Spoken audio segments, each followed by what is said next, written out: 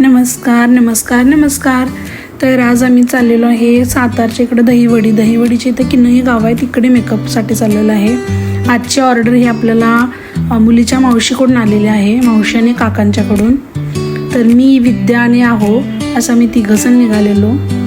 तर हा आमचा प्रवास पहाटे 3 वाजता सुरू झालेला. पोहोचायला आम्हाला 5:45 5:45 वाजता आम्ही पोहोचलेलो. तिथे गेल्यानंतर हे मंदिर आम्हाला दिसलं.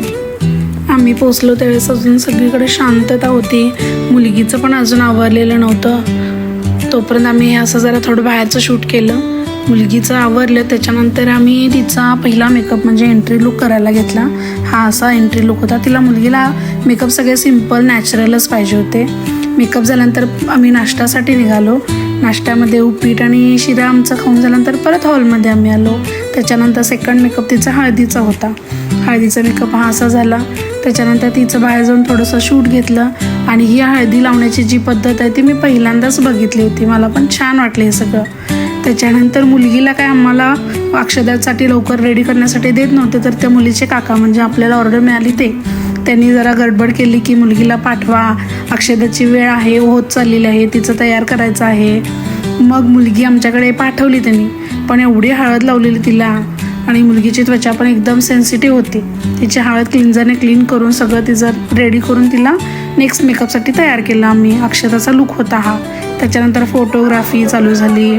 त्याच्यानंतर परत सगळे स्टेजवरती मुलीला नेण्यासाठी गडबड करू लागले सगळे. त्याच्यानंतर हा त्यांचा एंट्री मेकअप सगळा झाला, त्यांची एंट्री चालू झाली. त्याच्यानंतर अक्षदा पडल्या. अक्षदानंतर आम्ही जेवणाच्या हॉलमध्ये आलो. आम्ही हॉलमध्ये आल्यानंतर जेवणाचा असा काहीतरी मेनू होता. त्याच्यानंतर आमचा सांगलीला येण्याचा परतचा प्रवास चालू झाला.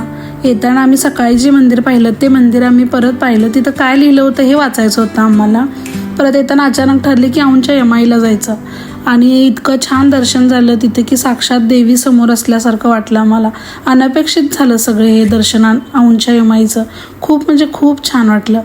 तर तिथून येत असताना यांच्या आत्यांचं गाव होतं, तिकडे जाण्याचं नियोजन केलं. तर आत्या अशा बसलेल्या, यांना आत्यांना पाहून फार आनंद झाला. आणि आत्यांच्या पण डोळ्यात पाणी आलं यांना पाहून. खूप दिवसांनी आला असं बोलत होत्या त्या.